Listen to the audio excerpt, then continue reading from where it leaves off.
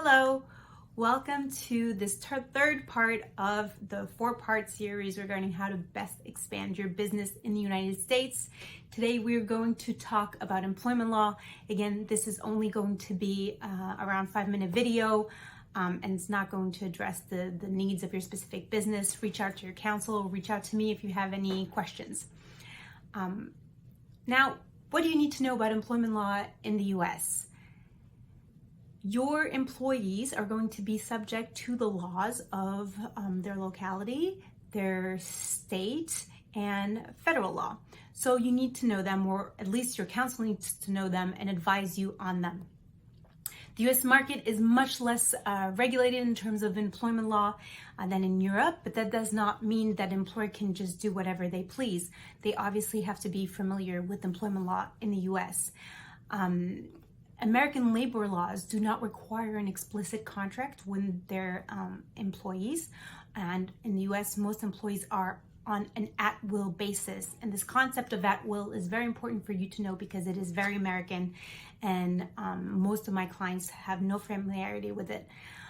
What at-will means is that an employer can terminate an employment relationship, and an employee can do so as well with no notice.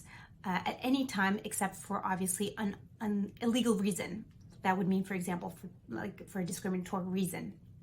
Other than that, it is very easy in the United States to terminate an employment relationship.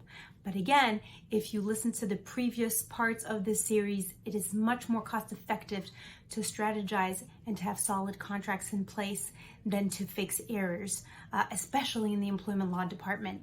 So what you want to do is you want to have solid offer letters. You can have templates, but that is also true with independent contractors.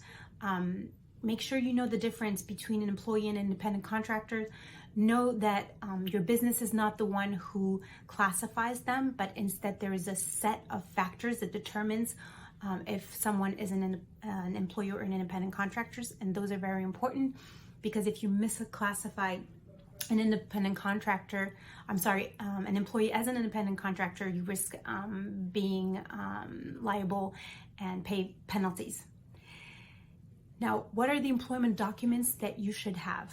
Like I said, you should have an employment contract and an independent contractor agreement. And know that in some states, like in New York, they're mandatory in terms of independent contractor agreement.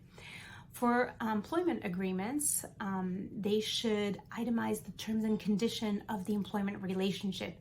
They should outline the employee's responsibilities, highlight the relevant laws to shield your company from liability, but also minimize your company's risks. And also, they should set forth the benefits that the employee is going to have by working at your company. If you start having more than, let's say, 5 employees, you should definitely have a solid employee handbook that addresses all laws, including the state laws in which all of your employees are located. That is very important. It outlines the business's operating procedures, all your important policies, and it's going to serve to protect the rights not only of your business, but also of the employees. So that is a very important document to have. You often are able to get some templates from some companies, but I strongly advise against have a document that is customized for your business, with your business's policies, and with specific clauses that show that your business is complying with the law. The last point about employment law is that I often get clients ask me about salaries and benefits. What should they give their employees? The mistake to avoid is to give the same benefits as your European counterparts, because the American system is different. You don't have to, there's no, obviously you have to pay your employees minimum wage pursuant to the state in which they're working, but most importantly, you should investigate what are employees that have similar titles and that work in similar industry, what are they paid? Similarly, for benefits, what type of vacation does someone in the same position have? What you want to do is, because such benefits are not mandatory, it's giving benefits is a way to attract and retain quality employees. So they're important. Most state laws do not mandate things like vacation, but once you provide it to the employees contractually, then you have to give it to them.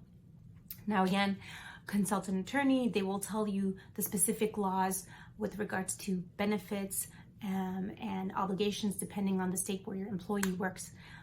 But those are the things you need to think about. This is it for this part about employment law. If you have any questions, feel free to reach out to me, and I look forward to meeting you in person.